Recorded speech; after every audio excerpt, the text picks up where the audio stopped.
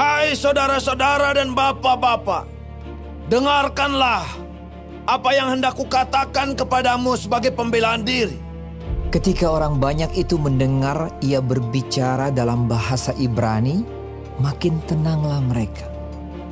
Ia berkata, Aku adalah orang Yahudi, lahir di Tarsus, di tanah Kilikia, tetapi dibesarkan di kota ini. Dididik dengan teliti di bawah pimpinan Gamaliel dalam hukum nenek moyang kita, sehingga aku menjadi seorang yang giat bekerja bagi Allah, sama seperti kamu semua pada waktu ini. Dan aku telah menganiaya pengikut-pengikut jalan Tuhan sampai mereka mati. Laki-laki dan perempuan kutangkap dan kuserahkan ke dalam penjara. Tentang hal itu, baik imam besar maupun majelis tua-tua dapat memberi kesaksian.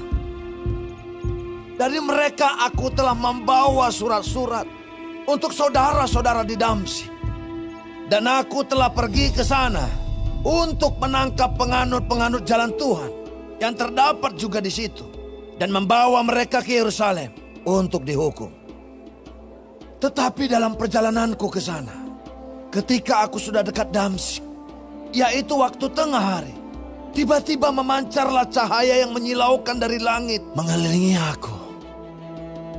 Maka rebahlah aku ke tanah, dan aku mendengar suatu suara yang berkata kepadaku, Saulus, Saulus, mengapakah engkau menganiaya aku?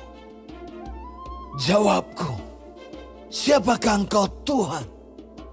Katanya, akulah Yesus orang Nazaret yang kau aniaya itu. Dan mereka yang menyertai aku memang melihat cahaya itu. Tetapi suara dia yang berkata kepadaku tidak mereka dengar.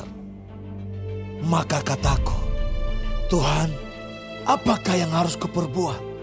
Kata Tuhan kepadaku, bangkitlah dan pergilah ke Damsyik. Di sana akan diberitahukan kepadamu segala sesuatu yang ditugaskan kepadamu. Dan karena aku tidak dapat melihat, oleh karena cahaya yang menyilaukan mata itu, maka kawan-kawan seperjalananku memegang tanganku dan menuntun aku ke Damsyik.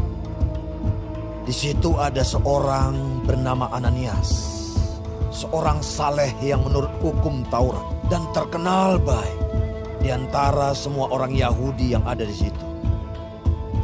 Ia datang berdiri di dekatku dan berkata, Saulus, saudaraku, bukalah matamu dan melihatlah. Dan seketika itu juga aku melihat kembali dan menatap dia. Lalu katanya, Allah nenek moyang kita telah menetapkan engkau untuk mengetahui kehendaknya, untuk melihat yang benar, dan untuk mendengar suara yang keluar dari mulutnya. Sebab engkau harus menjadi saksinya terhadap semua orang tentang apa yang kau lihat dan yang kau dengar.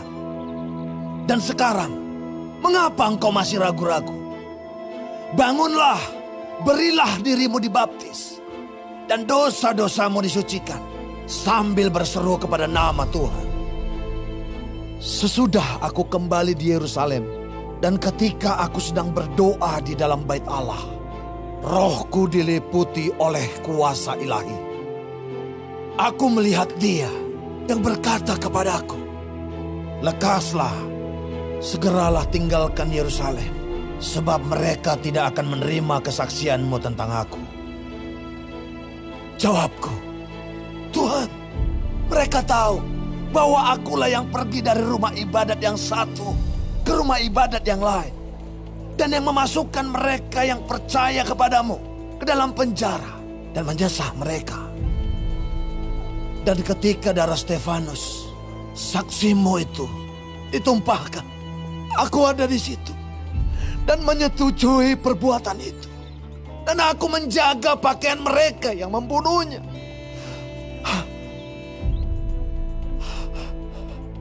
Tetapi kata Tuhan kepadaku, pergilah, sebab aku akan mengutus engkau jauh dari sini kepada bangsa-bangsa lain. Rakyat mendengarkan Paulus sampai kepada perkataan itu. Tetapi sesudah itu, mereka mulai berteriak, katanya, "Enyahkan orang ini dari muka bumi! Ia tidak layak hidup!" Mereka terus berteriak sambil melemparkan jubah mereka dan menghamburkan debu ke udara.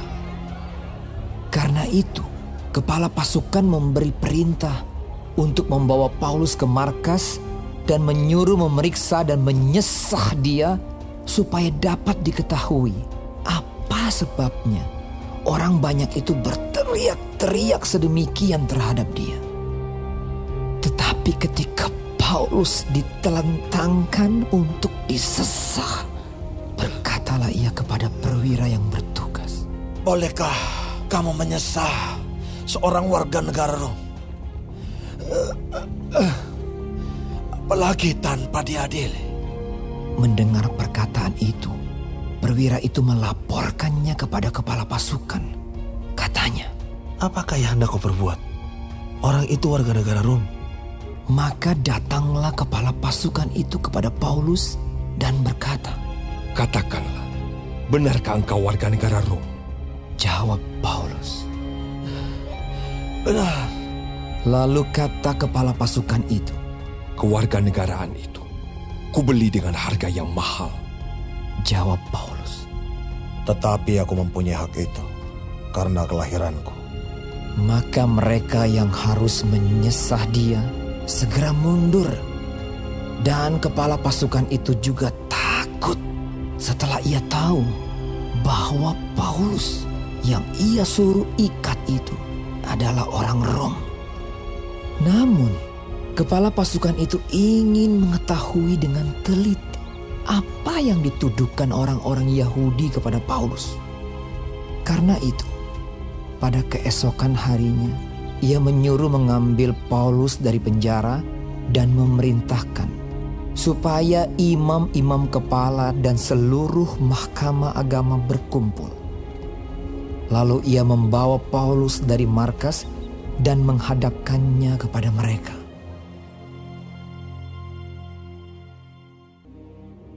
Sambil menatap anggota-anggota mahkamah agama, Paulus berkata, "Hai saudara-saudaraku, sampai kepada hari ini, aku tetap hidup dengan hati nurani yang murni di hadapan Allah."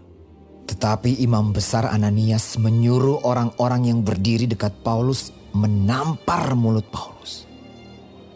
Membalas itu Paulus berkata kepadanya, "Allah akan menampar engkau, hai tembok yang dikapur putih-putih. Engkau duduk di sini untuk menghakimi aku menurut hukum Taurat. Namun engkau melanggar hukum Taurat oleh perintahmu untuk menampar aku." Dan orang-orang yang hadir di situ berkata, "Engkau mengejek imam besar Allah." Jawab Paulus, "Hai saudara-saudara, aku tidak tahu bahwa ia adalah imam besar.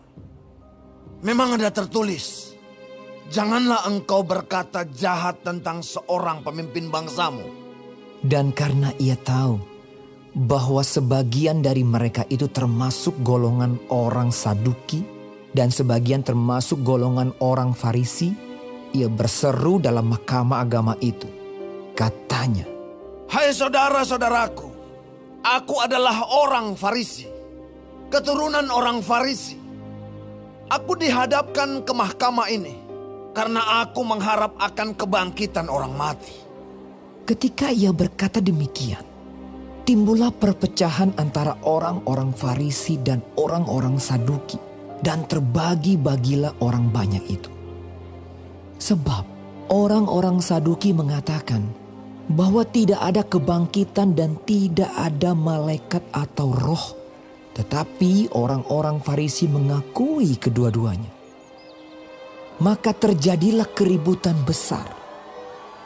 Beberapa ahli Taurat dari golongan Farisi tampil ke depan dan membantah dengan keras. Katanya, "Kami sama sekali tidak menemukan sesuatu yang salah pada orang ini.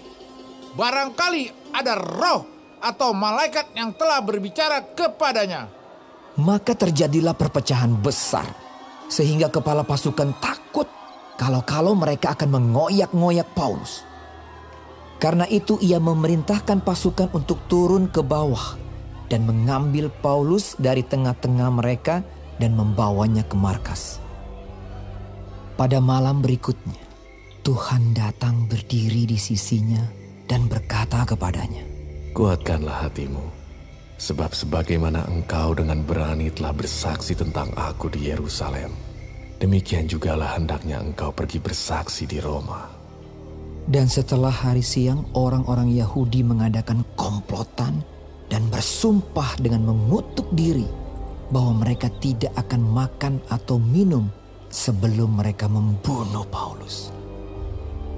Jumlah mereka yang mengadakan komplotan itu lebih daripada 40 orang.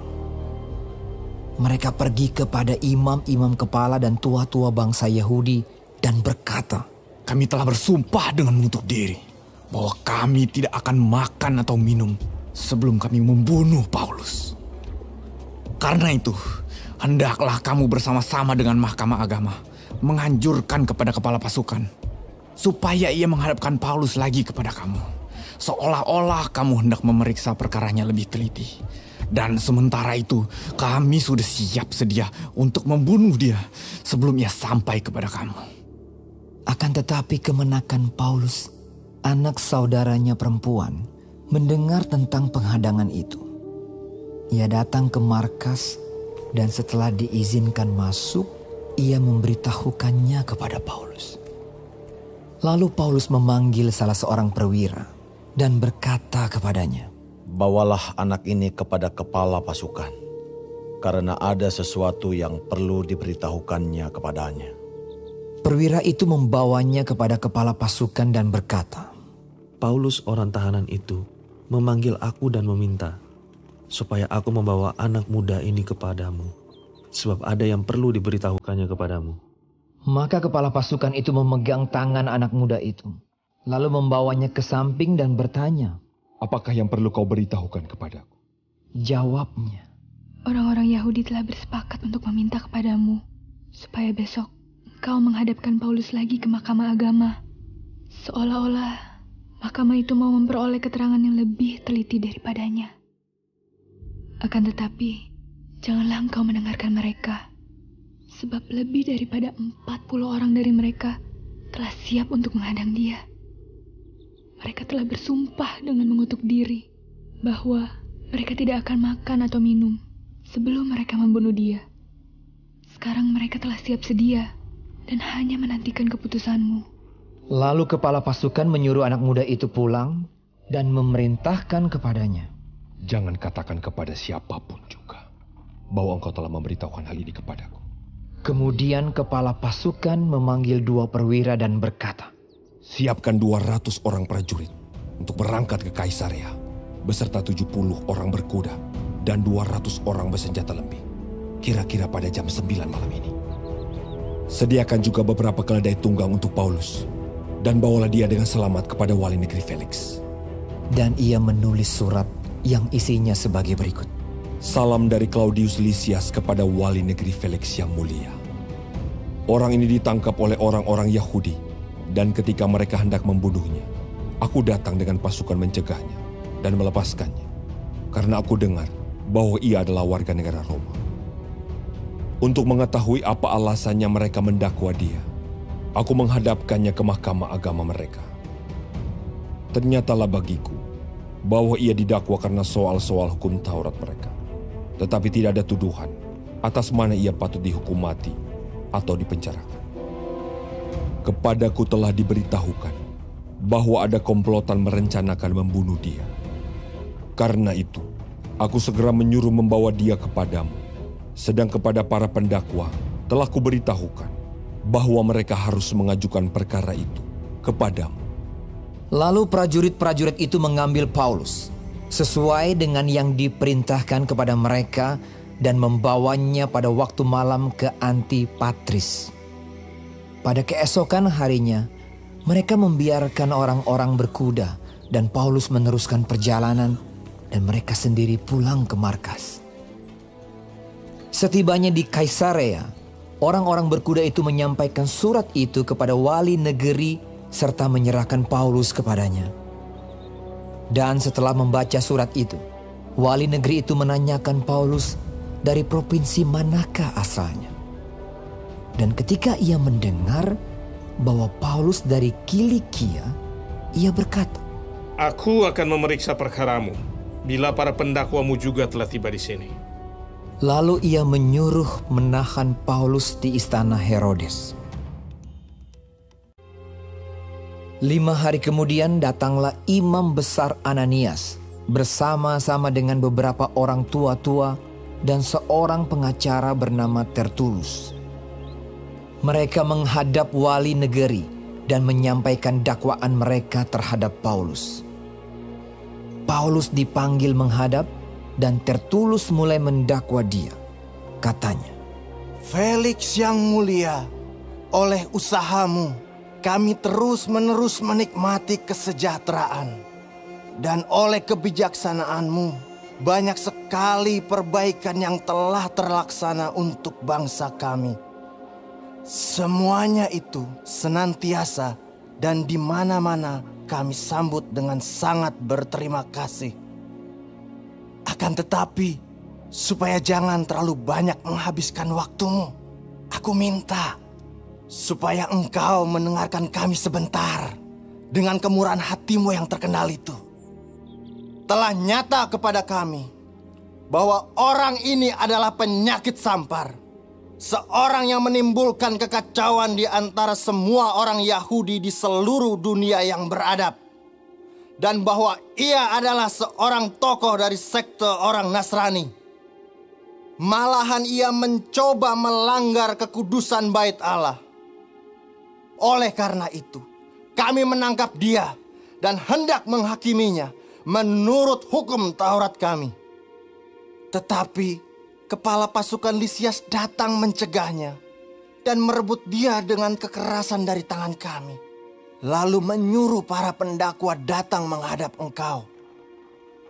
Jika engkau sendiri memeriksa dia, dapatlah engkau mengetahui segala sesuatu yang kami tuduhkan kepadanya. Dan juga orang-orang Yahudi menyokong dakwaan itu dengan mengatakan bahwa perkara itu sungguh demikian. Lalu wali negeri itu memberi isyarat kepada Paulus bahwa ia boleh berbicara. Maka berkatalah Paulus, Aku tahu bahwa sudah bertahun-tahun lamanya engkau menjadi hakim atas bangsa ini. Karena itu tanpa ragu-ragu aku membela perkaraku ini di hadapanmu. Engkau dapat memastikan bahwa tidak lebih dari 12 hari yang lalu aku datang ke Yerusalem untuk beribadah. Dan tidak pernah orang mendapati aku sedang bertengkar dengan seseorang atau mengadakan huru-hara, baik di dalam bait Allah maupun di dalam rumah ibadat atau di tempat lain di kota. Dan mereka tidak dapat membuktikan kepadamu apa yang sekarang dituduhkan mereka kepada diriku. Tetapi aku mengakui kepadamu bahwa aku berbakti kepada Allah nenek moyang kami dengan menganut jalan Tuhan, yaitu jalan yang mereka sebut sekte. Aku percaya kepada segala sesuatu yang ada tertulis dalam hukum Taurat dan dalam kitab nabi-nabi. Aku menaruh pengharapan kepada Allah, sama seperti mereka juga, bahwa akan ada kebangkitan semua orang mati, baik orang-orang yang benar maupun orang-orang yang tidak benar. Sebab itu, aku senantiasa berusaha untuk hidup dengan hati nurani yang murni di hadapan Allah dan manusia. Dan setelah beberapa tahun lamanya, aku datang kembali ke Yerusalem untuk membawa pemberian bagi bangsaku dan untuk mempersembahkan persembahan-persembahan. Sementara aku melakukan semuanya itu, beberapa orang Yahudi dari Asia mendapati aku di dalam bait Allah sesudah aku selesai mentahirkan diriku, tanpa orang banyak dan tanpa keributan. Mereka lah yang sebenarnya harus menghadap engkau di sini dan mengajukan dakwaan mereka jika mereka mempunyai sesuatu terhadap aku. Namun, biarlah orang-orang yang hadir di sini sekarang menyatakan kejahatan apakah yang mereka dapati. ketika aku dihadapkan di mahkamah agama? Atau mungkinkah karena satu-satunya perkataan yang aku serukan ketika aku berdiri di tengah-tengah mereka, yakni karena hal kebangkitan orang-orang mati, aku hari ini dihadapkan kepada kamu. Tetapi Felix yang tahu benar-benar akan jalan Tuhan menangguhkan perkara mereka. Katanya, Setibanya kepala pasukan Lisias di sini, aku akan mengambil keputusan dalam perkaramu. lalu ia menyuruh perwira itu tetap menahan Paulus, tetapi dengan tahanan ringan, dan tidak boleh mencegah sahabat-sahabatnya melayani dia. Dan setelah beberapa hari datanglah Felix bersama-sama dengan istrinya Drusilla, seorang Yahudi. Ia menyuruh memanggil Paulus, lalu mendengar daripadanya tentang kepercayaan kepada Yesus Kristus. Tetapi ketika Paulus berbicara tentang kebenaran, penguasaan diri, dan penghakiman yang akan datang, Felix menjadi takut dan berkata, Cukuplah dahulu dan pergilah sekarang. Apabila ada kesempatan baik, aku akan menyuruh memanggil engkau. Sementara itu ia berharap bahwa Paulus akan memberikan uang kepadanya. Karena itu ia sering memanggilnya untuk bercakap-cakap dengan dia.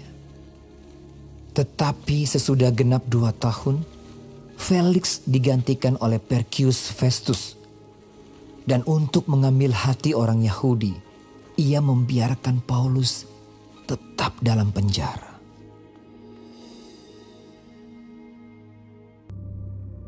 3 hari sesudah tiba di provinsi itu, berangkatlah Festus dari Kaisarea ke Yerusalem. Di situ imam-imam kepala dan orang-orang Yahudi yang terkemuka datang menghadap dia dan menyampaikan dakwaan terhadap Paulus. Kepadanya mereka meminta suatu anugerah yang merugikan Paulus, yaitu untuk menyuruh Paulus datang ke Yerusalem.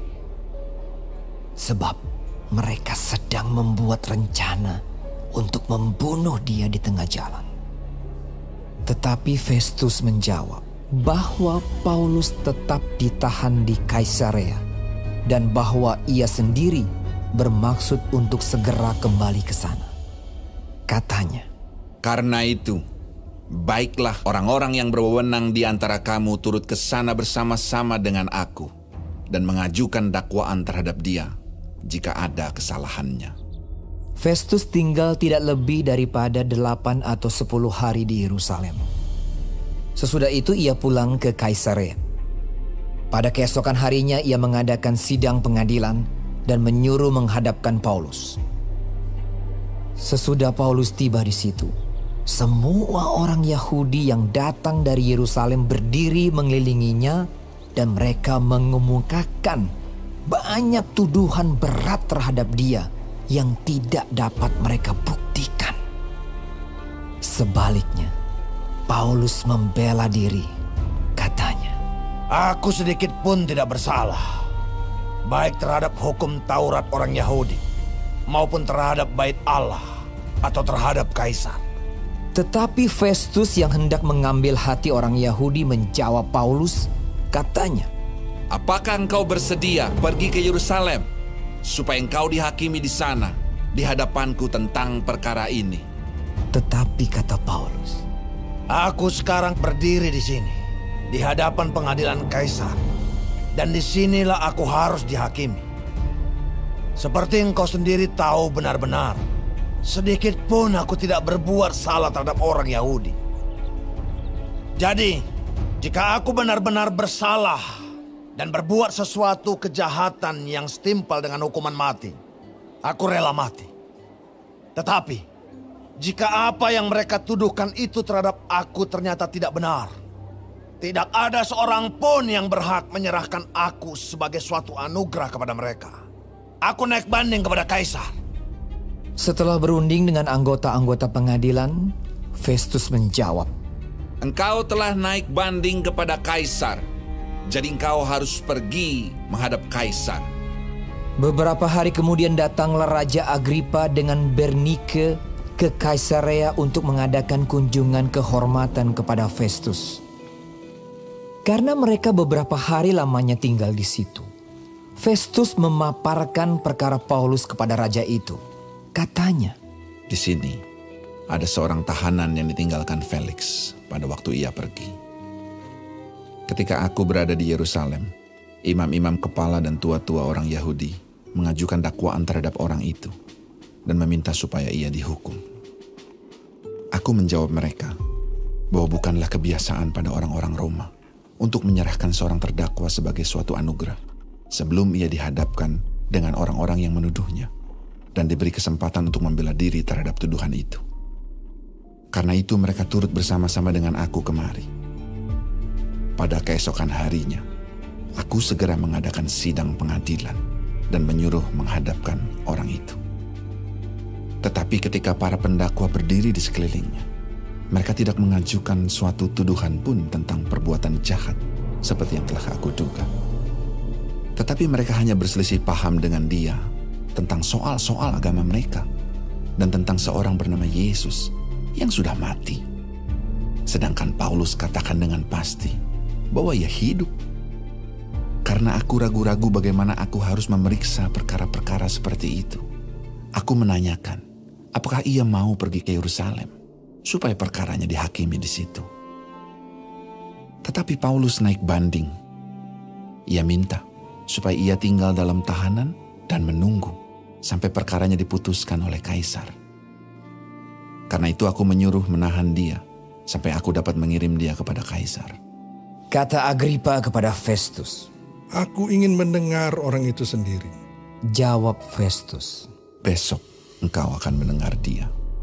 Pada keesokan harinya, datanglah Agripa dan Bernike dengan segala kebesaran, dan sesudah mereka masuk ruang pengadilan bersama-sama dengan kepala-kepala pasukan dan orang-orang yang terkemuka dari kota itu, Festus memberi perintah supaya Paulus dihadapkan. Festus berkata, "Ya Raja Agripa serta semua yang hadir di sini bersama-sama dengan kami. Lihatlah orang ini yang dituduh oleh semua orang Yahudi, baik yang di Yerusalem maupun yang di sini. Mereka telah datang kepadaku dan sambil berteriak-teriak, mereka mengatakan bahwa ia tidak boleh hidup lebih lama. Tetapi ternyata kepadaku bahwa ia tidak berbuat sesuatu pun yang setimpal dengan hukuman mati. Dan karena ia naik banding kepada kaisar, aku memutuskan untuk mengirim dia menghadap kaisar. Tetapi tidak ada apa-apa yang pasti yang harus kutulis kepada kaisar tentang dia. Itulah sebabnya aku menghadapkan dia di sini kepada kamu semua, terutama kepadamu, Raja Agripa, supaya setelah diadakan pemeriksaan, aku dapat menuliskan sesuatu. Sebab pada hematku, tidaklah wajar untuk mengirim seorang tahanan dengan tidak menyatakan tuduhan-tuduhan yang diajukan terhadap dia." Yesus, Raja yang berbeda, bukan hanya berjanji, tapi rela mati. Yesus, Raja yang berbeda, aku makin jatuh cinta pada